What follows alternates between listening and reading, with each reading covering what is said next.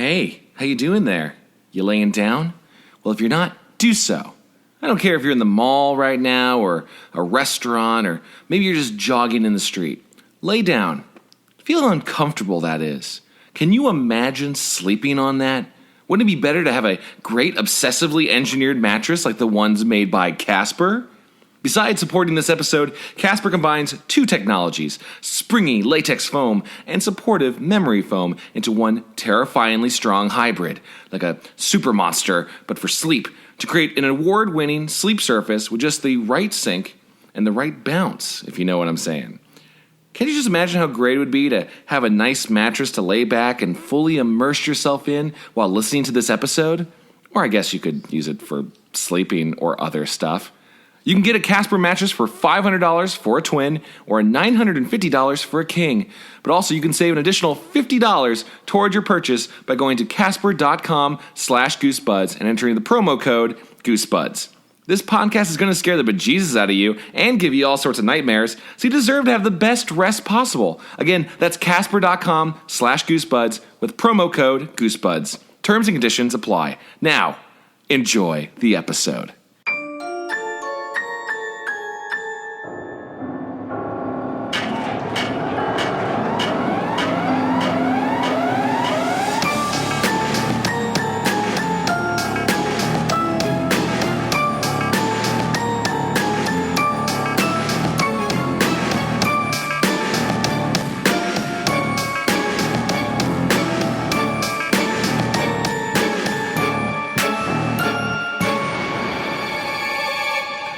I was out walking through Hollywood last night, just doing a little catching Pokemon, little late night Pokemon catching. Yeah, I mean, right, it's mostly just mostly just Nidorans. It's a lot of Nidorans in Los Angeles. You got Nidoking already, though. Oh yeah. I got a stronger Nidoqueen though, which feels real right. It feels like it's the real strength in the family. And walking past one of the big fountains in Hollywood, and I guess I never thought about this, but it's like 1 a.m, and there's just like an old man, but he's dressed really nicely, like in a business suit, and he's standing in the fountain, just getting all the coins.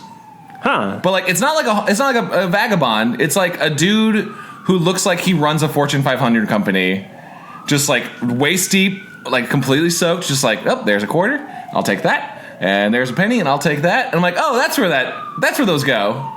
So it wasn't like a well put together homeless man.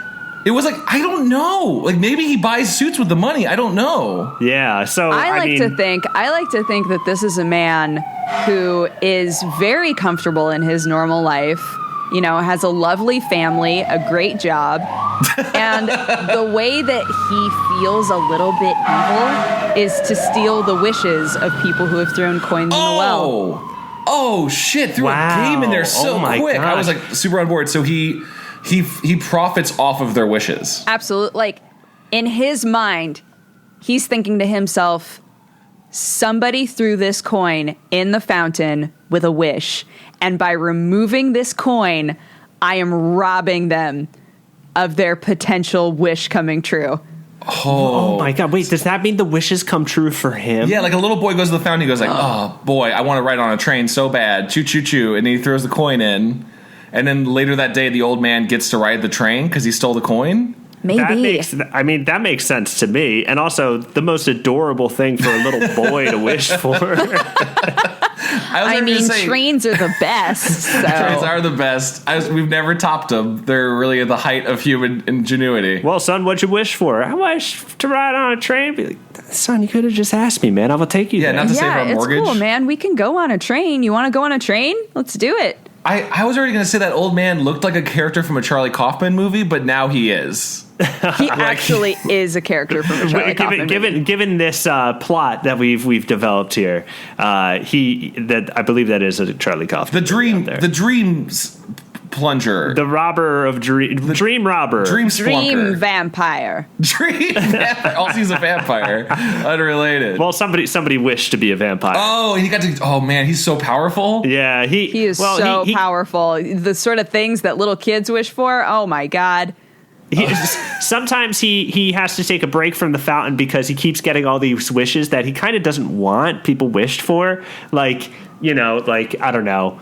like he probably has just too many cars at this point, right? he has to keep running them over a cliff, or they just explode spontaneously. What he's waiting for is for someone to wish for a monster truck so he can run them over. So he's basically absorbed all the powers of the world. All he needs is one little boy to say, like, I wish to meet God, and then Vampire Wishman gets to go kill God. Right, and then my he can God. take God's place and create a new world.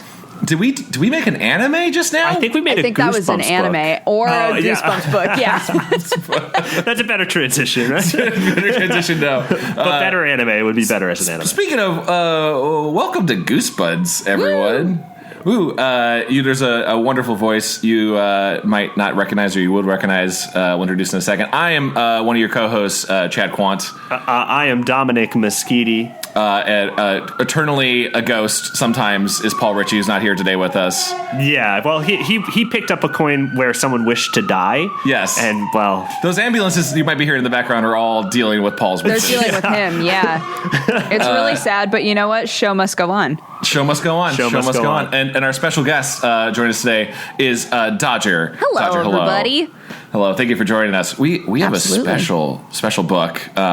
Happy. So special. This is like, I'd say, one of the cream of the crops. Yeah, I want to go ahead and thank Dodger for being on, because this may have been a scary read. Like a legit scary read that you had to read. Yeah, I mean, normally it's like, oh, I might have a mask stuck on my head for a bit. This is a death book. Yeah, I don't want to talk about it too much. We're going to get to the scary parts. I almost just went full on scary parts right there. I don't want to do that right now. I did find myself jumping to conclusions many, many times while reading this, and I didn't think there would be enough content in this book for me to constantly be jumping to conclusions, but I was very wrong. This is a nonstop a pogo stick of conclusions. A roller coaster, if you will. A doom slide, if you will. A tube slide. Of Let me ask conclusions. for your backstory, since you're not normally on the show. What is your relationship with Goosebumps? Like, how familiar are you with them? I read a couple of them when I was younger because everybody else who was in my class at the time was super into them, and I only wound up reading a couple that I managed to borrow from friends because my mom was not into the idea of buying those for me. Oh, really? Yeah. Was she, like, protecting you? Was that the idea? Yeah. It was, she didn't think that there was any reason for me to be reading purposefully scary or possibly violent things. So I read the ones that I could borrow from friends, but beyond that, I didn't, have any, really. And I never watched. I actually didn't know there was a show of Goosebumps. You didn't miss out on much. I mean, you missed out on a lot. Yeah, I mean, it was Which one is it, Chad? Well, if you want to appreciate the Canadian television industry, you missed a lot. But otherwise, I think you're okay. Okay. Yeah, I believe all the seasons were produced in Canada, along with the show Are You Afraid of the Dark, which I think we talk about. Which is golden. This Goosebumps to Are You Afraid of the Dark in terms of TV shows is like I was gonna say like the little brother, but it's more like the stray dog of the family or something. I'm trying to think like in terms. Yeah, I think that's pretty good. I mean, Goosebumps has some endings that are just bizarre, whereas Are You Afraid of the Dark has some endings where are like the hero of the story actually suffers a sad, dark fate. Like the pinball episode where the kid's trapped in the pinball machine. The end of that episode is that he's trapped in that pinball machine forever. What? That's spooky. Yeah. What? Spooks. Does he get killed, like hit by a ball over and over? Well, I think that's how the episode ends, is with like another ball coming up on the escalator or something. Okay, well, see, again, that's like a legitimate scary thing. This is probably the first book that I feel like is actually a horror story, like a real, like things are in threats. Yes. Like previous stories, I guess like every once in a while there may be a thing, but most of the times it's like a kid opening the door going like, oh no, it was a ghost, and it was just like a broom closet. Yeah, well, like I think this book does what the other Goosebumps books do, but in a better way, where it's like, hey guys, is something scary really happening, or is it just our imaginations? Right. But this one has it escalates really well, and also like.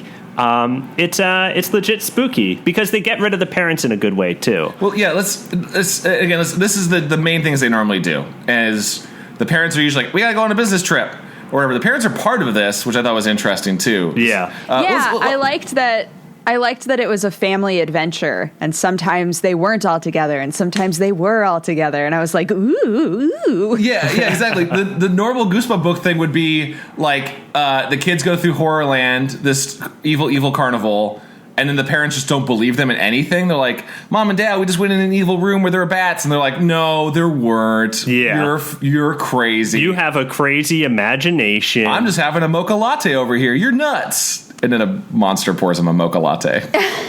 You know, there were a lot of things that were done in this book where I really appreciated the way that the characters really stuck to their guns in terms of who they were. Like the dad, I was halfway expecting just at the beginning of this book, right? They go to Horrorland because they're trying to go to the zoo, and they get lost, and then they see a billboard for Horrorland, right? And Which is, by the way, the zoo they're going to is totally supposed to be Busch Gardens, right? It was like Zoo Gardens. Yeah.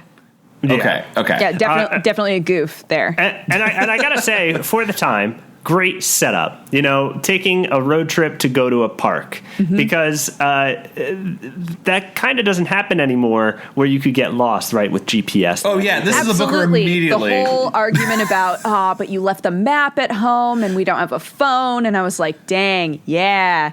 Man, the Waze true would have cleared this spooks up. of the days. Good old fashioned one. Oh, wait, well, let's ask the question for it, because initially this was the first thing I had was the family's driving along the highway and they're super lost. Again, a phone would solve a lot of this. Right. Stopping anywhere would solve any of this. They go through what appears to be a desert, right? Yeah. A giant void desert, which is already feels supernatural. Then forest again. Do we think that Horrorland is a real place, or is it in another dimension that seeps into our world? Yeah, is this like a Tales from the Dark Side kind of thing, where they took a wrong turn and they're in a kind of another world? Because they like the Harry Potter track. Where, yes. Yeah, same kind of thing, man. If they turn to the right street, like a magical road appears. Yeah. I don't know. For me, I felt like it was in the real world, because at the end they were able to get home without having a caveat of You're right. There was no weird caveat of, oh man, and then once we left, we were suddenly right next to the highway, right? Like there wasn't. You're right. There's no portal they just and drove they were through. able to get home. They got home really easily, by the way. Here's the thing that kept freaking me out, because I remember this book very fondly. There are just a lot of people at the park. Yeah. Yeah, they talk about other people at the park frequently. They talk about other families at the park. And at first I had assumed that all of these families looked like the horrors, but then they started to establish no, there are the horrors, and then there are the families with crying children, and there are lots of families with crying children, apparently. And I was like, interesting. Well, so what is their business? I guess I understand what their business model is, but so essentially it's a park that anyone can find, right? It's open to a lot of people. Yeah. Because they don't charge admission, which I guess is revealed why later, right? They didn't pay for tickets. So they show up. And the best thing I think in the book is and by the way, the dad's just eternally sweating in my mind. He was constantly just going Yeah. Well, they did a really good job of disempowering the father, so that the fear of monsters or anything else being in the park was actually real, because it's oh, my dad can't beat up these monsters. Yeah, my dad can't punch these monsters. My dad's stronger than your dad, but he can't punch these monsters. But they get no, this dad is not stronger than other dads. He's a short blonde, larger, sweaty man. Sweaty man. Wait, how much have I missed? Very aggressive, right? That was the point that I wanted to make before, is that I loved that the very first what the heckaroony thing where the car just blew up. Yes, that's crazy. Dad did not let that go, right? No. And I expected him to be well, I guess we're here. We might as well just walk around in the park. The rest of the family did that sort of as a coping mechanism, and the dad was like, our car just blew up. Does no one care? What you just described is how Goosebumps usually goes, where they're well, ho-hum, let's just go about our day. The dad actually reacted naturally. It felt a little bit more real. Yeah. Before I forget, by the way, did anyone notice that there was a strange moment that I thought they were going to make a big deal, where they're going through all of the standard character descriptions, the standard RL thing, where instead of talking about a character's personality traits, talk about their hair color, talk about what they're wearing, talk about like how their mustache, just like unnecessary picture painting. And then they go, my dad really didn't look like any of us at all. Like, just sometimes we don't think we're related to him. It's like, that's a weird detail to drop that has no relevance. Turns out that our father was actually a horror at this that's where I thought they were going or something. Like, this whole thing's been a 14-year-old long con to have kids and then bring them to Horrorland. Dad was a horror gremlin this whole time? He married a woman? This was a real long con. But no, the dad is very, like, he's very frumpy dad. Yes. I do. The car blowing up. What do we think happened to the car? It blew up. It blew up. I mean, like, did like a horror like strap C4 underneath it when they like come in? I like to imagine that they did it with horror magic. Okay, yeah. I was picturing like a horror with an RPG mounted outside like a nearby window and just like blew it up as it came by and they didn't see it. What I like to imagine, because, well, not to show behind the curtain too much, but we know that this is all like a setup thing, right? Yes. So what I like to imagine is that, director and assistant director style, back behind everything else, there's this graph that shows the entire parking lot and buttons assigned to each place that a car could be. And they're like, all right, in 3, 2, and then they press the button, and then whatever car is there just blows up. There's like several car blow up buttons, and then there's also like make ice cream. And then also potentially, if it was C4, that was put there by a horror PA. Mm-hmm. Absolutely, that's like a best boy or PA job. Well, all right, handling the C4 is pretty bad. let's just drop that out because you're already getting to it, Dodger. Like. The Horrorland is a real legitimate scary place that seems like they can die in, but it's ultimately a game show. A prank show. It's a monster TV game show where monsters can watch humans lose their minds. Yeah. Suffer traumatic stress. Well, so you know what that is? It's a Japanese game show. That's what I realized specifically. As a big fan of Japanese TV prank shows, which is like feels like all Japanese TV, right? Horrible traumatic stress, like, oh, look at these people just in a sauna. Wouldn't it be funny if the sauna seat they're in like starts to turn into a rocket and shoot them naked down an ice mountain? Those people are dumb. Like that kind that's so true, because as some of us may have already seen, that gif of somebody walking into an elevator and then the floor falls out and then they go down that real slippery slide.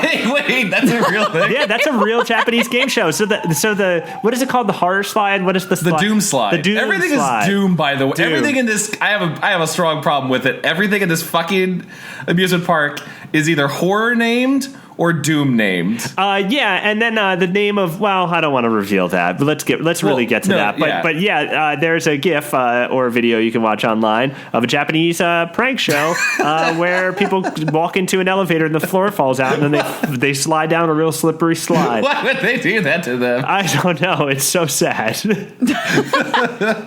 Well, there's so many. Yeah, that's why I first noticed like American prank shows. I mean, like YouTube's prank stuff is like a little mean. Yeah. But all fake. Like Japanese game shows go towards this like this would be a lawsuit in any country, and that's what this felt like in this book. Yeah. Like, oh, this will crush you to death. So what are the rides? Right. We have the first one is the Doom slide. We start off with the slides. Yeah.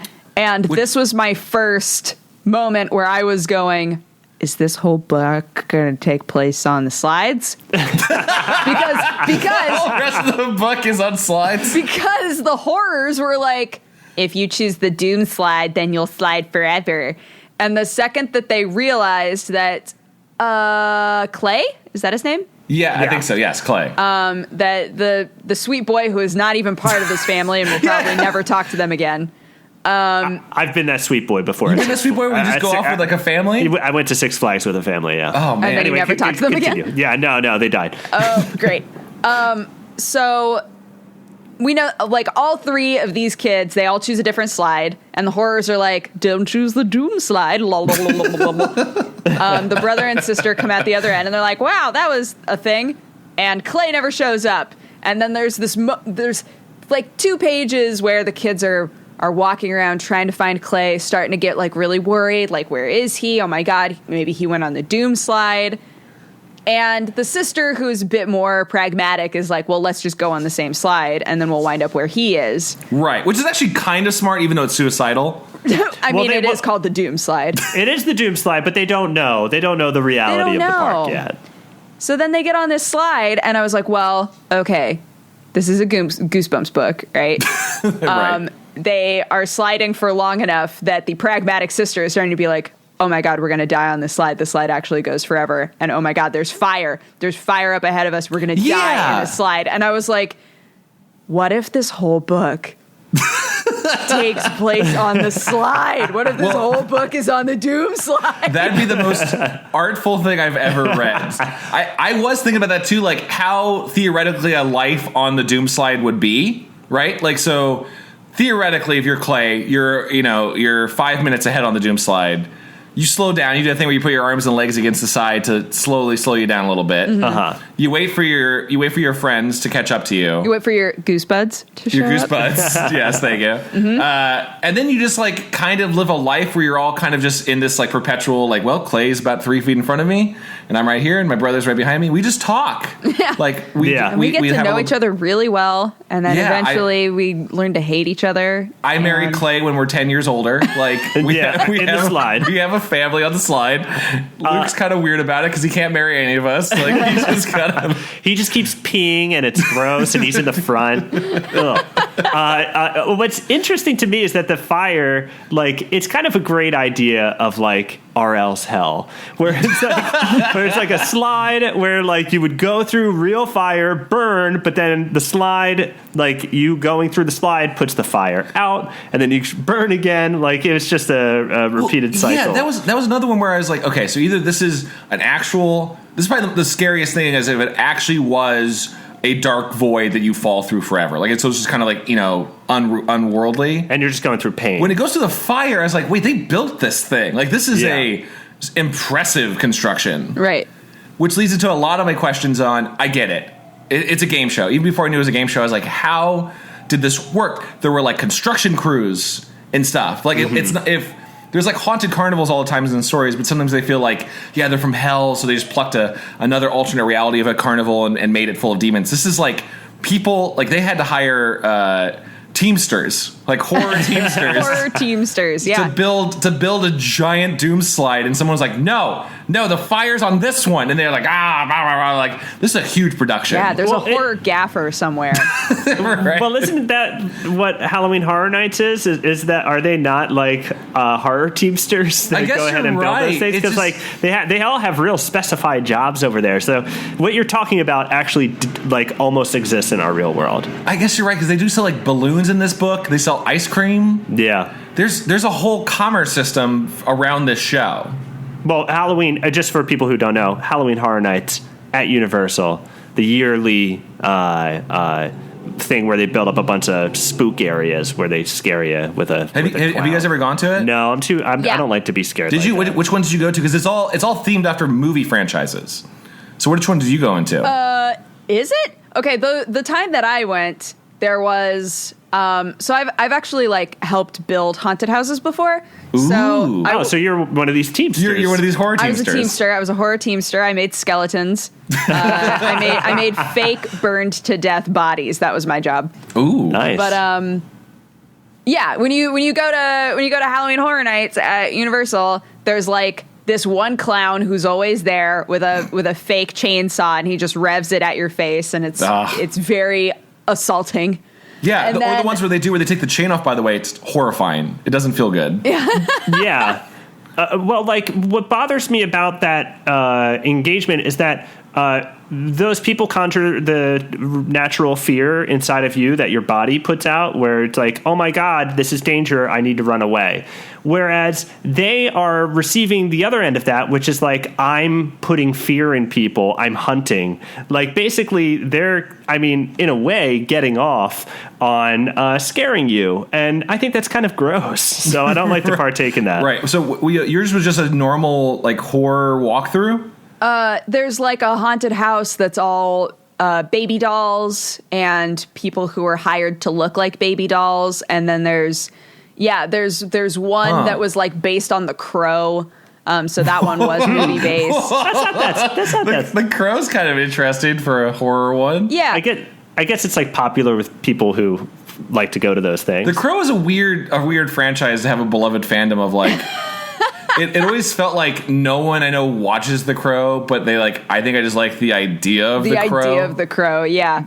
Well, no one should, like, it should not be embraced because, like, a guy died and then they put that movie out. Yeah. And then they made more movies and they made more money. But I think it made it, like, darker and edgier to people. They're like, yeah, that guy's spirit is, like, in the film. That's wrong. That's how I feel like people interpret it and stuff. Yeah. And then Hot Topic was born out of the... Yeah. No, it's just morally wrong. Well, okay, so what was the Crow part of the ride? Like, was it just a dude coming at you with black hair? Oh, I did not do that part. Okay. Oh, okay. That's understandable. That was... I just heard that there was a Crow-themed haunted house on the premises. Giggled to myself and then kept on walking. But kept making your skeletons. What I kind of like, bringing it back to the book, what I kind of like about their experience walking through Horrorland is that they have to seek out the spooks, right? Yes. They don't have people walking around and specifically engaging with them to scare them. Yeah. The only time that the horrors talk to them is when they talk to the horrors first. And then frickin' Luke is like Luke. A little idiot and is like, let's go on another ride. While everybody else in the situation is like, this is starting to feel like maybe it's a little dangerous. And he's like, almost died. More. Yeah, let's do it more. Like, Luke, chill. That's what I liked about it, though, was it did seem like I could actually go to Horrorland. Yeah. Like, I could enjoy it. I feel like you could do like a leisurely stroll through Horrorland and not necessarily be scared. Right. Or also you could just do that thing where you just don't go on any of the rides because, again, they didn't come at you. It seemed like everyone in the park was just kind of coasting, waiting for you to go on stuff. But that's really bad TV if you're just like, I just like to eat food, and you just walk around and get some pretzels. Well, like, they never got food. No, I'm saying if you did. But the food may have been scary. Oh, This you is what think I'm like saying. you eat the ice cream and there's like spiders in it? Yeah, I expected them to eat food at some point. They mentioned it multiple times, and it never happened. Several times. In fact, that's one of the reasons why they stay in the park once they meet up with their parents again. Is like, let's get some food. Right. But then the parents go, but we haven't had any fun yet. Yeah. But we want to go on a ride. That's what I never associate with parents who want to be active. My parents have never wanted to go on anything at an amusement park ever. It's always like sit on a bench and especially not wait. a scary thing. My parents would rather just sit and chill while I did the thing. My dad has perpetually been on a park bench nearby whatever I'm doing for the last 15 years of my life. Just like hanging out. Well, so they do the Doom Slide. They do the Doom Slide. And then they do the House of Mirrors, yes? House of Mirrors, yeah. And House of Mirrors is pretty scary, I'd say, in terms of being trapped. Yeah, and it plays on... tricked. I got tricked during House of Mirrors as a reader. What did you think? Like, when she found them, I was like, oh, cool. They found each other. And then there being glass between all of them, I was like, oh, I actually got spooked. They're not together. And then the walls started to move in, and I was like, oh, they're all going to watch each other die. I hadn't even thought about the fact that they could see each other. I mean, that part of the book is probably the most brutal. As she writes stuff like, I prepared myself as my body was being crushed into a cube. Like, I got a little into like body horror stuff. Mm-hmm. Yeah, totally. That's like, this is the first book again where it felt like real constant threats. Like, I guess they could have died. They wouldn't have died. Physically, they could have died. But they could have. Well, I mean, there is that alligator pond, right? Yeah, and kids go in it, and then they see alligators in it, and there are no kids in it. Well, so did those kids die? Those kids died. I think those kids died. But that's the weird part of Horrorland is like half of it is a scary version of things you would see in an amusement park, right? Yeah, Hall of Mirrors, Doom Slide, sure.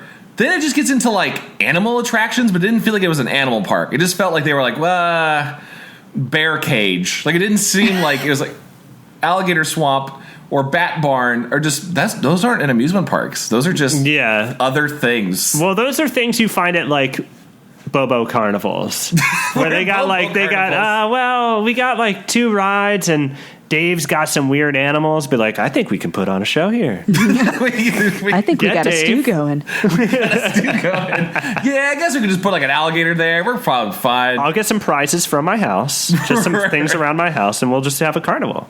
Yeah, it felt just like very much they just threw things together for it's, it's a production, right? It's a TV production, so it's clearly the producer we got 2 or 3 main events. Our budget's running low. Bats, I guess. Bats. Okay, she's afraid of bats. Let's do this. She's afraid of bats, but they also said like there's a lot of things they didn't go into. I liked the stuff they didn't say, like there was some sort of like bungee jump without a rope. Yeah, which presumably would be the most that you would have died. We would have heard of. Yeah, you would have died. So you can die in this for sure. There was like a roller coaster that didn't have tracks or something. It was something like that. There was a roller coaster one that was clearly death. Mm-hmm. But there's just like vampire woods. I'm like, what? What is that? Did they have like a whole wooded area set off, like a That's what boarded it, off? in my mind, that's what it seemed like, right? If I was looking at the map of Horrorland, there was this weird corner where it was just a rainforest of some sort that had deadly animals in it, and they just ran through it. They ran through that and wound up at Bat Barn, which is probably most like Halloween Horror Nights. Yeah, I guess so. The haunted hayrides of memories past. Well, here I'll put a little extra legend into this. I was obsessed with the video game version of this from DreamWorks. It was like a full motion video one called like Escape from Horrorland. Amazing for multiple reasons. Also because Jeff Goldblum plays Dracula. We've probably talked about that before. Right. Yes. But Jeff Goldblum but in that game, you go across like most of Horrorland, and they show you the map, and a lot of the stuff in the book is in there. You can go on the Doom slide and totally just slide forever and die, right? In the game, they hit like it's Vampire Woods and the Mummy's Tomb. I was like, that's what? Like, it was just like there was just a pyramid in Horrorland. That's just a nod to other Goosebumps. Yeah, it just felt like there was just random things that are scary but not amusement parky. They just kind of threw just like, I don't know, Skeleton Alley. Why would that be a thing? Well, I mean, it sounds like it's not too far off from the book with the Vampire Woods there. Yes, that's what it reminded me of, I think, for sure. I think Vampire Woods was in it somewhere. So they get out of the mirror, the Hall of Mirrors. Hall of Mirrors. And then what did they do? Did they go right? Did they find the parents right after that, right? No. That's when they ran through the woods and then went to the Bat Barn. The Bat Barn. Oh, yeah, the Bat Barn. That's the sour Bat The Barn. sour-smelling Bat Barn with the amazing special effects, says Luke. I thought that was like a neat note for it to smell awful randomly in the park, but they really went back to the sour stench a lot of that barn over and over again. Yeah. Does RL just hate barns? He might just hate sour smells too, and barns. It's like lime. Yeah, maybe he had a bad experience. Maybe he wrote this while he had a terrible hangover. That's very possible. Could have been. RL drank a lot. Yeah. As we all know. Well, all right. This one also is written so differently from all of RL's other books, I feel like. Yeah, because the pacing is really good because you have the naysayer going, it's all an illusion, it's all a trick, it's all part of the park. But like you have the other two parties, Clay and our hero, who are like, this feels real and we're scared. But like the momentum of and the embracement of it of the other kid keeps you going, right? So it's paced well, so you go from ride to ride to ride, right? Crazy things actually happen. Yeah. And I like that the two kids wind up being almost a devil and angel situation. Where I hadn't thought about that. Our hero, like our heroine, she spends so much of it trying to just look at it logically, right? And she has Luke on one side being like, it's all special effects and it's so fun and we should go on another one. And then we've got Clay, who from the second they get there is scared, right? Yes. And so, like, seeing her slowly pay more and more attention to Clay, almost like, you were right, little buddy, you were right the whole time, I'm so sorry. which brings up another great point. I guess we'll bring it up later. I don't want to talk about it too much. But when the father says something very similar. Well, yeah, let's get to it. Well, they get with the parents after that, right? They find them, which I actually was surprised to have them reunited with the family, which is what you talked about before. I thought it was going to be like, they get to the end, the parents are dead or something, or they're like turned into horrors or whatever. No, they're just like all together. Yeah. And then does the father say that they said that they would hook him up with another car? He kind of jumped to that assumption. Yeah. I mean, understandably, I think in a normal amusement park, if your car blows up, you probably get a free car. Right? Well, it was implied that they had spent the entire time that these kids had been doing these weird, terrifying rides looking for a phone. Yes. And have not found one at all. And so now the last bastion of hope is, well, they said they were going to take care of us. Right. And taking care of us at this point means helping us get home with a vehicle. Oh, yeah. You know, it's weird, too. Like, it seemed like the horrors had weird agendas, too, while they're looking for the parents. I wanted to bring this up before we get too far. And there's a couple of horrors who are like, no, your parents are gone. Like, they left. Yeah. So that made me think, like, right? They killed them or something. They even left a message, goodbye. They left a message, goodbye, which is really funny. Yeah, and then there was that horror after they did the Doom slide who was like, get out. Yeah, what was now. Yeah, what was that? He didn't do anything. I thought he would be like a horror comes up to him and whispers like, you should really get out of here. But then he never, like, so theoretically that's someone who works on the show and doesn't feel good about it. Which is really interesting. Yeah, which I want another book of this. No more of that. Also could have been just like panic aggregator. He's like, let me just throw some panic in here. Right. Let me just get these people all giled up. See, that's kind of what I assumed in the end, was that they had some horrors who were out there just kind of doing improv, right? They go like horror UCB and get people. We have to leave? Yes, and it's spooky here. Guys, remember, yes and plus skeletons. That's the rule of Horrorland improv. I love that idea so much. I think that's something they don't cover in this one. In the show, I looked up to remember it. I think at the end of the show, of the TV episode, you get to see horrors at home watching this on TV. Right. Like it's two old horrors. So there's a whole. That's what that was. The craziest idea was they revealed to him like, oh yeah, you can. This is a giant TV reality show. More than 2 million people watch it on Monster Channel TV, which by the way, Monster Channel. I thought it was really great that they tell this to the kids in the family, and then for 3 or 4 chapters they just go like, well, that's cool, we're on a reality show, we'll have to subscribe to Monster Channel TV. Well, they don't have cable. I know, they don't have cable, but I still want the horrors like, no, you don't get it. Like, you don't understand what we're saying to you. Yeah. And then they let them leave again, and then it's a crazy. Wait, we've skipped the coffin. The coffin ride, yeah. We've skipped the coffin ride. That might be the scariest ride out of all of them. I thought so too. Yeah, because it's kind of like a lazy river, right? Yeah. Dr. Especially since they were floating along with the coffins open, talking to each other, right? As they were like leisurely just looking up at the sky, and they were all finally back together. And I was like, okay, this is obviously going to go wrong. But I think the juxtaposition of, we're safe now. We're all together. Everything's fine. It was all in my head. Like, this is fine. And then getting stuck in the coffin, thinking there were spiders in there, starting to feel like they were suffocating, was like, no. Yeah, and you're hearing your family like pound and scream next to you in the river. That's pretty horrifying. Yeah, Clay apparently was screaming. Yeah. Like constantly. So like that's horrifying to hear a child scream like that. The question, why are the spiders implied to be fake? Like, they're not fake. Clearly the spiders were real, right? Well, I think that didn't somebody else have, didn't one of the other coffins have like something else going on so they inside? felt it was like ants. Yeah, so it's like your own fear, They all thought that there were bugs or insects of some sort. But if it's Monster Show, there must have been real bugs in there. But it seems like multiple times an animal will attack them and go, nope, it was just your imagination. Like they hide the bats. It poofs away. It poofs away, but like why? Like just let it be. You show that they see there's alligators just there all the time hanging out. I don't know why that was a part of their. We got to freak them out even more. They are imagining things, I guess. Because part of the fear is second guessing yourself. Well, how much Can't more even trust scary? myself anymore. The river may have had LSD in it, and that would make things frightening. Oh, sure. And this is not a park you want to like take weed and then take weed. I'm sorry, I'm cool. Yeah, I took some weed the other day, baby. I took my weed rock to Horrorland. Weed rock today. I rubbed it between my hands. That's how it works.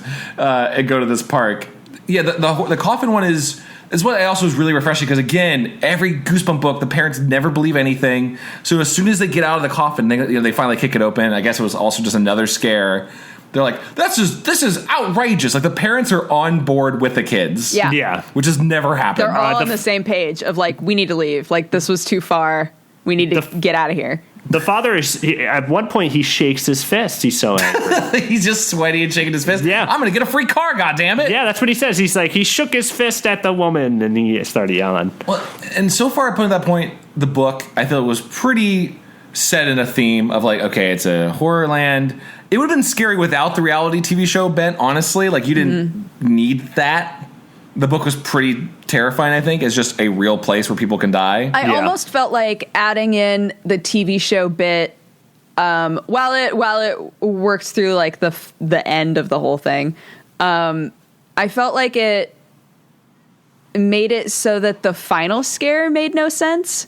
If that makes sense. Yeah. It also takes away a lot of, somehow, even though it's real and they can die, it takes away a lot of actual tension because you're like, whoa, it's like a joke. Yeah, well, I mean, at that point where they like hundreds of monsters and a voiceover, the MC of the park, there's just she comes forward and she's basically like, "Hey, everybody, good news! You're on a TV show." So there's like this safe moment where classic horror will go, "Oh, everything's okay," but now it's bad again, right? But then we're gonna push you in the end. As far as a show ending, do we think, from a reality TV standpoint, that pushing the family into a pink goop pile that they'll die in is the best ending to a TV show? Well, that's not even like. Sorry, you're right. They were supposed to die Saw style in a room trapped with like who knows how many random chimera animals. Yeah. All right. So that's the craziest part. That's the part that made no sense to me in the theme of like the TV show. Right. You're right. So they basically say,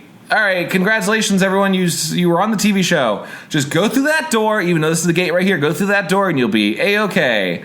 And it's all the monsters in the world. Well, and then they say right before they go in there, they're like, "By the way, this is real. This is actually real. You have 50 seconds."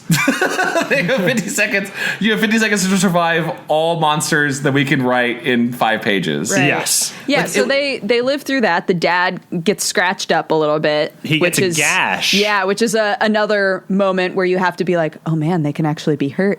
Like they could have died. The monsters in it are nuts. And do we feel like, that final moment of, okay, we're just going to push you in the slurp goo, was that them saying, all right, we need to like end this? Like we need to make sure that we end this with them dying. We need to wrap this up. The TV show, we got enough material. We need to go. Yeah, we need to just wrap this up. Which leads you to believe that Monster Channel is just filled with snuff. Yeah, I guess so. Which is horrible. Unless, guys, crazy idea, right? So you get through the room of monsters. They have 50 seconds to just not die, right? Which also had a very weird. I want to call it, by the way, that there's that great twist. I thought they were going to go dark with it, where they go, all right, time's up. 50 seconds is over. We have 3 out of 5 survived, and you have this horror of like, oh god, 2 of them didn't make it. I totally thought that maybe the parents died. Yeah, I was so on board because that's terrifying. They go, oh, we miscounted. How do you miscount that? Like, what production? what amateur production company is running this show? They just I just make sure that like the dad was over there just being like gnawed on by a giant gorilla ape monster. Yeah, and they're like, you know what? That's actually real body spasms. He's still alive. You know what? They let him go. He's actually. But then the gorilla monster like stops eating him and just sets him down and like pats him on the head and walks away. Like, good job, guy. You made it. I mean, for 50 seconds of being in a room with seemingly endless monsters, they did almost no damage. Yeah, there was a bouncing fur ball thing with 3 mouths of teats. They got wrapped up in wings a lot. Yeah, there was a lot of like birds, which did not, I think, achieve the fear factors that they were going for. Yeah, what kind of grossed me out was the worm or the snakes, the furry snakes. Yeah, that were wrapping. Yeah. Like just imagining that wrapping around your leg like something fur. Like fuzzy snakes, yeah. Yeah, like those caterpillars, those fuzzy caterpillars. You ever see those? Yeah, I hate that part. Yeah. I hate that part of life when I see those. They turn into beautiful butterflies. There should have been a giant butterfly one. But like, so that's over. I guess theoretically they could have died and that would be the end of the game show. Then they're like, okay, so we're going to kill you anyway. Here's my crazy theory, right? So they start pushing them towards a pink sludge pit. And to really, for some reason, show it, they throw a rock in there. They should have just pushed like a person. Yeah, they should have just maybe even just reached in and pulled up a skeleton. Oh my god, that would have been so good. Like craned it out. Like that's going to happen to you. Yeah, here it is. Here's the kids that were swimming earlier. Or one of the numerous people. This is another topic of what happened to everyone else in the park. But like they're going to push them in, and then the weird foreshadow that actually set up is that earlier in the book. There's a sign that says no pinching. There's signs all around the park, right? Signs all over the park. Most of them are just like, horror, watch out, horror, horror, horror. Horror, horror, horror. Yeah. But no pinching. Yeah, well, they say, and they set this up by going, everything at this park is very serious. Don't laugh at the signs. Everyone laughs at the signs. The signs are serious. There's a sign that says, it's okay to swim here in the alligator pond, or lake, whatever it is. And those kids, I think, died. Those kids died. They weren't serious. But anyway, there is a sign that says no pinching, right? And that makes her think... Oh, I also like the bill is like I had to try. Almost as if it'd be embarrassing if she pinched him and it didn't do anything. Like whatever, just do anything. Just rip your also arm punch up. them, like or whatever you need to do. Yeah, but she pinches literally them. Do whatever you got to do to like escape. And it's like don't do anything else but pinch it. She pinches them, and you find out that they deflate. Yeah, that was so weird.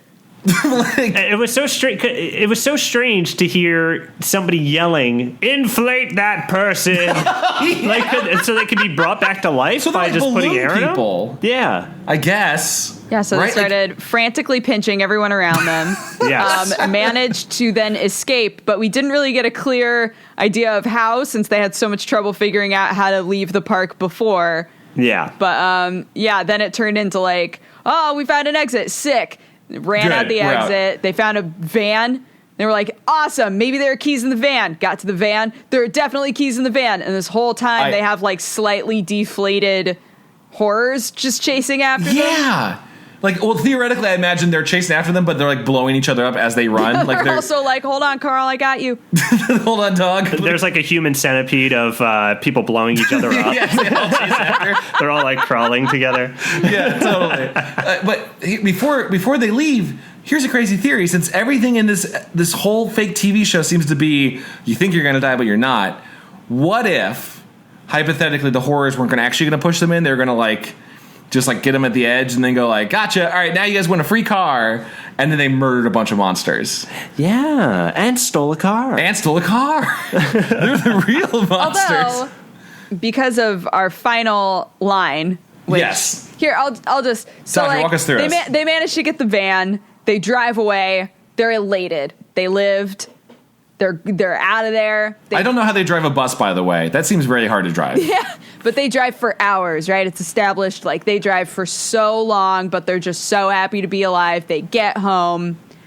They get out of the car, and they're horrified to find out that there is a horror that has been clinging onto the bus the entire time they've been driving. Like a gremlin. Like stuck to the back door, deflated or something, is how I imagined it. And in just a beautiful, actually, wait, I want to pull up the line. Please do. Yes. Hold on, let me pull up the line because I think it's important. All right, the final line. The mother yells, "What do you want?" And the horror reaches out his green hand. "Here," he said. "We forgot to give you your free passes for next year." What? Literally the final line of the book. You got womp, womp, womp. I feel like pinching them didn't kill them because they established in the book you can only die once at Horrorland. And I think you're supposed to assume that all of the horrors are like already dead. They're like the undead, I suppose. Are they the people that died there? Oh my god, see, that's what I wanted to find out was that the people who went there, like the kids and the families, all became more horrors and they worked there.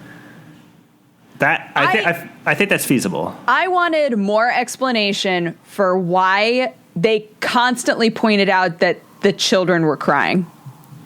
Yeah, children were crying. I guess it makes sense because the park is spooky. I know, but they pointed it out so many times that I was like, okay, there's a specific reason that all of the children are crying. You thought it was like foreshadowing of something. Yeah, and it never turned into a thing. Like the horrors harvest kids' tears or something, and they drink them, and that's how they live. Yeah, absolutely. Something like that, yeah. Oh God! Remember that part where they tried to rip off the horror mask and it wasn't a mask? Yeah, and in the process, that was just Also, the horse so says silly. nothing, so she's just letting her just do that for a moment. But like in that process, you definitely achieve some sort of pinch. Like if you're grabbing someone's face and pulling on it, you definitely pinch them. It's only the acute movement of a forefinger and a thumb that does it. That is on the arm only. Like it makes a lot of sense if the weakness had been salt or something. You know what I mean? We always do this thing where we think we can write the books better. Like if there'd been something like a carnival food that they don't have or something like candy, and they're like, no candy, we hate candy. And you found out that like sugar fucking makes them melt. You're running Troll 2 right now. Troll 2, yes. Yeah, yes, this is yeah. It's like cholesterol. milk. It's like milk for the troll in Ernest Scared Stupid or whatever. Yes. But this way, the character who is established as being the most obnoxious and also the most down for whatever wound up having a special skill. Right? Luke's pinching. Luke's sweet little Luke. Yeah. He spent the whole book just wanting to pinch everybody. So it teaches that's kids like to be his thing. So teach kids to be brats, basically. Yeah, if you're a brat, it'll come in handy later. So you know, Dodger, when you mentioned that the fact that they got tickets, I never thought about it. I think that sets a very important detail that Horrorland is a real amusement park. Yeah. Is a real amusement park. It just happens to be having a reality show shot there. Like the horror was able to come back to the real world with them. Yeah. So like theoretically in Monster World, which just lives. This happens in a lot of Goosebumps books. They're just like monsters just live there. Like they adopt a baby and the babies get swapped out in that great Straight Peas episode. God. Gotcha. There are some amazing episodes. It's a TV show. We'll have to watch them with you. It's great. Okay. But like theoretically, I'm monsters down. just live a secret life amongst humans. So that amusement park operates. Theoretically, it operates. Right. Somehow, for a reality TV show, presumably, they shut the park down, only attract humans into it, and then like run just that for the day. But theoretically, there are other days where like, hey, monsters, come on in. This is a real amusement park day. Get your free tickets and ride a little scary rides. Why do they give them tickets at the end of the book if admission is free? Yeah. Well, a lot of things seem free there. Everything was free. Everything is free. They free. didn't pay for anything. Maybe they paid for it all by having their car be blown blood. up. With blood and With car blood. Yeah. Well, I will say in the CD-ROM game, they actually make it a sequel to this book. And it's like the main girl, I think her name's like Lizzie or something, or whatever it was. Yeah, Lizzie. They still have the tickets from the first book. So it just assumes you've read the first book. And they're like, I hate these things. And then the tickets start glowing and then magically pull them into a portal back to Horrorland. Nice. I believe that in a video Okay. game. That Yeah. shit happens in Sure. a video game. I believe it. Yeah. It's like all full motion videos. Like, wow, oh, wow. And they get like pulled in and they're like, I hate this. Oh, and they get dumped back into Horrorland. They have to survive without the parents, which is actually scarier. But yeah, it's an operating establishment, which also means, which is great. I wish they had done this. The hallmark of every amusement park is like the Denny's on the other side of the road, like the businesses that are just around the amusement park business. Like, right. There should have been theoretically a horror Hilton Inn kind of thing for people to stay. Yeah. None of these things are attached to an amusement park. Yeah. I wish that there was a horror Holiday Inn. They get to stay by. Sorry, that's my main problem with the book. So I just realized that the way the monsters die is the same way they run the park, which is they're just tormenting everyone. Yes. And then Luke, who has this inside him the whole time, he's been wanting to torment his friend and sister. He begins to torment the monsters, and the that's monsters right. die. That's a real So nice- what does that say? Hadn't What does thought that of say? that. What does that say? You're gonna The monster is inside all of us. pinchers get pinched. Man like- is the true monster. The man is the true monster the whole time. We like to do it. We like to have it done to us. It's we're I like to get pinched. We're horrible. We're horrible people. We're We are horrible all flesh men. horrors. I think that speaks to like Luke. I think Horrorland at itself, if you removed the "you're gonna die here" thing, I would actually like to go to. If they made like a real, I want to do that slide. The slide actually would be real fun. I want to go on the lazy river coffins. I think that'll be fun. If you I don't want the spiders on no, my legs. if I could pry it open. Well, if it's like Muppets 3D, where it's like, oh, there's mice running, and then it's just Wait, what is air. Muppets It's just 3D? like But yeah, Air. Yeah, the air, yeah. Or the darts in Indiana Jones. Oh, okay, yeah. Yeah, Muppets 3D, isn't that what it's called? What the old 4D show at Disneyland? Oh, I never went to that. Oh, you never saw that? It's awesome. What is it? What do they do? It's like the Muppet Show, and they have like a Muppet Show going on, but like at one point bubbles flow throughout the theater, and then at one point they let mice, like someone drops a box of mice or something, and then they have like air that like whips around your ankles, so it feels like mice are going. I want to go to that so bad. Yeah, they closed it down though. God damn it. Yeah. The dream is dead. Dream is dead. You can still go on the Monsters Inc. ride though. I went on that recently. Whatever. Have you been on that? They have the Shrek one too at Universal. Oh yeah. We're going to Universal tomorrow. We might have to go to Shrek 4D with smell-o-vision. Shizzy. Have you been on a Dodger? The Shrek run? Yeah. Yeah. What do they do to you? The chairs move around. Boy, howdy. do they just like at one point does Shrek like fart and then like green gas fills the room? That was my assumption every time I saw that sign. I don't want Shrek to fart on me. Isn't that 4D Shrek? I'm out of here. That's like Shrek's fatality, right? He farts and then like your skin melts off. I wish it's they like added in him. Tekken. I would love so much if they added Shrek as a character to Mortal Kombat. Yeah, I really wish they did. I wish they put him in Smash Brothers. I think it would make Smash Brothers. Get out of my swamp, and then he just farts over you and you turn into a skeleton immediately. Yeah, and then throws onions at you. Definitely what the whole Shrek fandom needs is more meme fodder. He peels you like an onion, and then he like eats every part of you. Shrek. God damn you, Shrek. Guys, do we have any other thoughts on the book? This has been a crazy one. I enjoyed this book. You know? Me too. Yeah, this is probably one of the better, along with Haunted Mask, this is one of the better ones. It's an actual story of crazy things happening, as opposed to like staying away from the concept for so much. The ending is a little lackluster in the sense that now that we know they die by pinches, then the goblin heart, which they were just goblin men to me. That's how I imagine them. I don't imagine them dying. I literally just imagine them deflating and then just waiting for somebody to blow them back up. That makes sense. It's really easy to picture, honestly, them doing that, because in the TV show, the horrors are probably one of the worst looking things they ever had on the show. I think just because they had to make a bunch of masks or something. Yeah. They look very, very fake. They look like masks. So I just kind of picture that thing just like the person inside just kind of like it flopping on the ground. I'm going to send you guys a link in case you guys want to see. Hey, Chad, is Halloween 3 the closest thing that we have to a Horrorland? Oh, you mean the one that has nothing to do with Halloween? Yeah, the one we watched. Dodger, do you know anything about Halloween 3? No. Season of the Witch. Dom, will you explain the breakdown of it? So, Season of the Witch is this movie. It's a Halloween movie. They were okay with doing another Halloween movie if it became like an anthology series. They didn't want to do another Michael Myers. So they did this story about this like this mask company that like something fishy was happening with. Yes. And they go They try to investigate it, and we witness this family who puts on the mask. This is like the late part of the movie. Yeah, they put on the mask, and then like this special commercial is coming on that they advertise throughout the entire movie. They're like, guys, when the special commercial comes on, put on your mask and watch TV.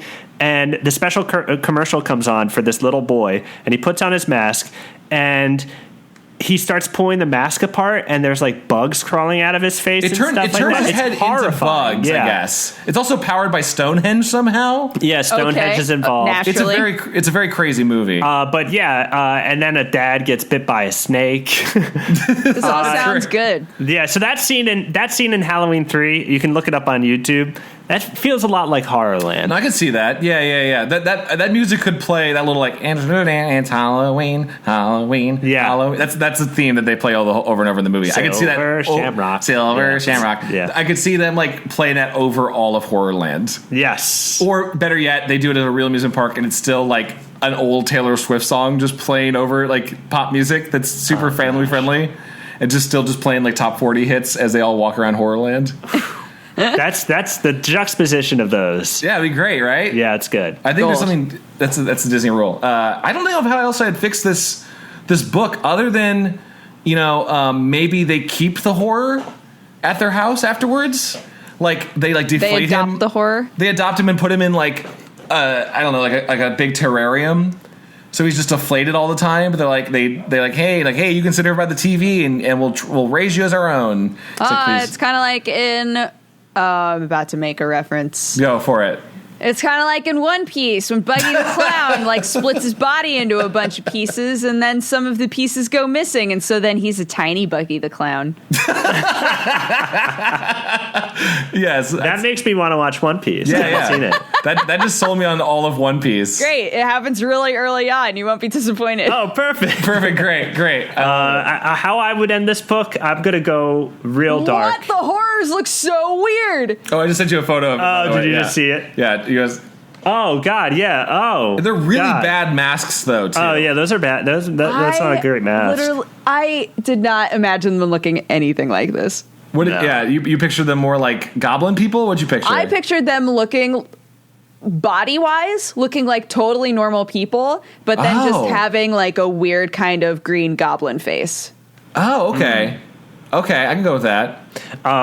I would. I just imagined him of some iteration of the cover of the book, which is the sign with the like horror peeking over it with the horns, which is what I guess they did for the TV show here. Right.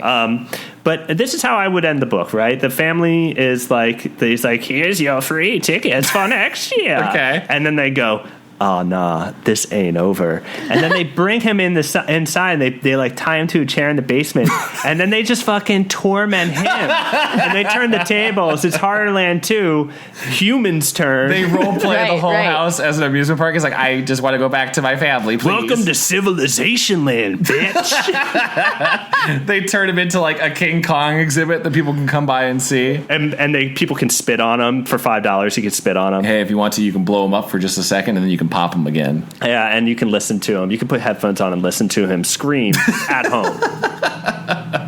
Civilization Land. Civilization Land. Dodger, do you have anything you would do to change this book? I think that it was just pure gold from start to finish. Oh, nice. A glowing recommendation. Yeah. Dodger, can I ask what are the Goosebumps books that you read when you did have a chance? If you can to remember. read I when you don't were a even kid? remember, Or anything that honestly. I happened. think one of them was I believe one of them was there's a thing in my closet sort of story. Okay. We haven't hit that I one yet. honestly think we got that one. I don't remember my Goosebumps past very well. What series of books for children did you read instead of those? Like which ones were your parents okay with? I read lots of Sonic the Hedgehog comic books. Yes, wait. Why have we never talked about this? What? My very first Sonic the Hedgehog comic was issue number 13, and I collected them up until like 140 something. Wow. Why have we not been talking about this? I started at 0. You started at 0? Oh, I had man. 0. I read it so many times that I stapled the cover back on, effectively ruining the value of the number 0. I tried so hard to convince my mom to let me, you know how some of the issues had the little flyers in them that were like, order back issues. Oh, I always wanted to. Oh, yeah. And I was like, oh man, since I started at 13, I should order the ones before 13. And I never got it done, man. I would have the perfect set now. How much I do you also think? kept all of my comics in like a weird milk crate. So, Well, yes, I did too. oh, sick. So they like kind of bend just a little bit because they Yeah. don't quite fit in there perfectly.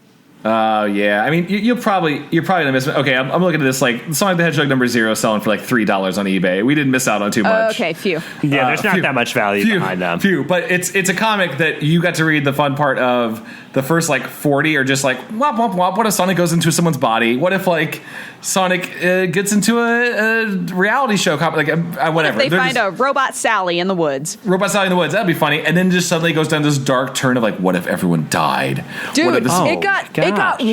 way too serious at a certain point, like to the point where they just rebooted it. Yes.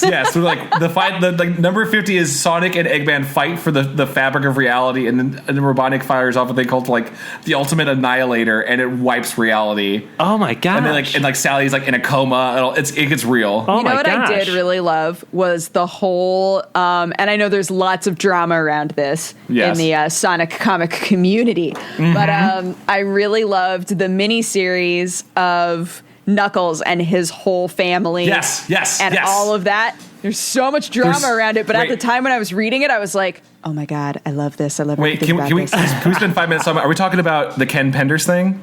Yes. Wait, all right. I think we'll explain it. I'm surprised we haven't talked about this on Goosebuds somehow already. So I'll explain this at least to Dom. Okay. And Dodger, jump in when I'm missing details. Because I just saw him at Comic-Con. I look for him every year at Comic-Con.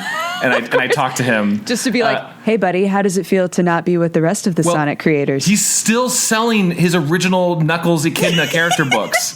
Like, highly illegal. So Ken Penders is a guy who, like, wrote and sometimes drew for Sonic the Hedgehog for, like, 8 years. Okay. And he definitely did a whole period of time where there was a Knuckles miniseries. There was, like, a soap opera. That's the one Dodger's talking about, where there was, like, a full giant family tree. It's like Laura Sue and Neon Da. And oh like my god, so many characters came Knuckles out of is the woodwork. great, It was great. like Knuckles, like finding his family and all this shit. There's a whole city of echidnas, and they all are super hard to distinguish until someone goes, "You're Leon Da." I'm like, "Oh, I guess it's that one." So they're all Knuckles looking guys. They all look like Knuckles. They might have different dreads. That's about it. Like, okay. It's so hard to tell. It was a full drama for years. Ken Penders like leaves Archie Comics, the publisher, and then insists that he still owns all of the characters he created. Like, so he thinks he owns all of those Knuckles Echidna characters and starts writing his... Yeah. He thinks that all of the characters beyond Knuckles are like, that he has the right to do whatever he wants with them. And Archie Comics is like, no, you created those characters while you were working for us, and we published them. And he's like, no. This is mine. I made this. This is my family. I have this deep tapestry. So recently, I guess assuming you stopped reading them, Dodgers, I don't know about this. There's been lawsuits for years.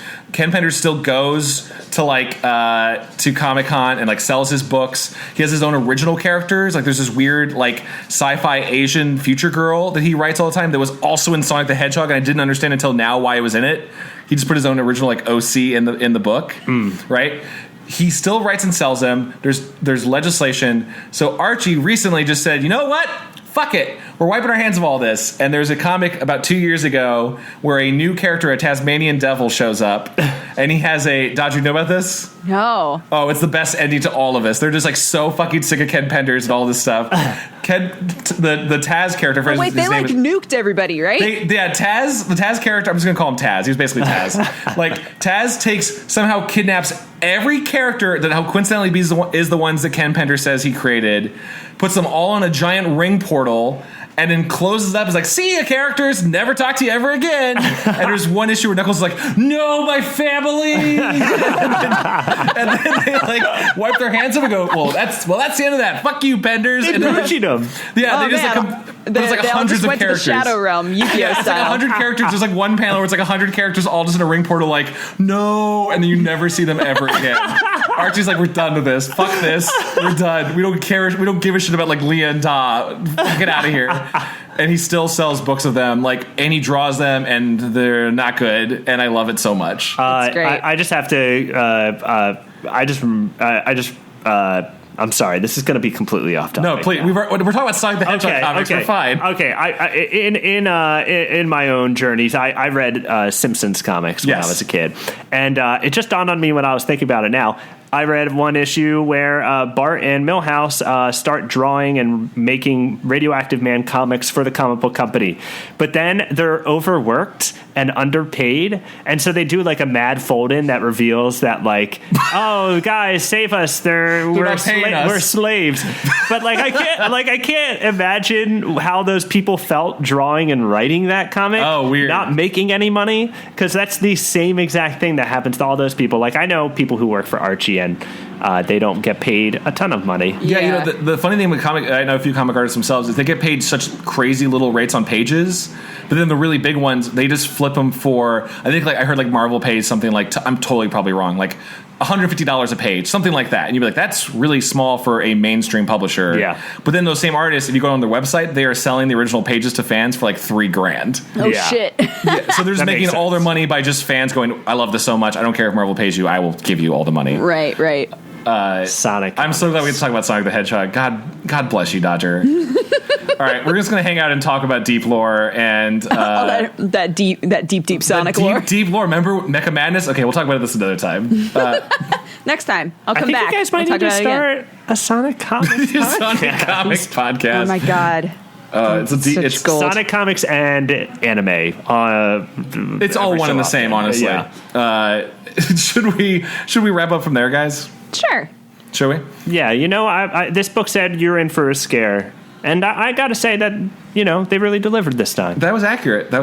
Before we go, ladies and gentlemen, if you want to help the show, help a good. Yeah, support show. If you want to support the show, help show. If you want to support the show, you can do so by leaving an iTunes review.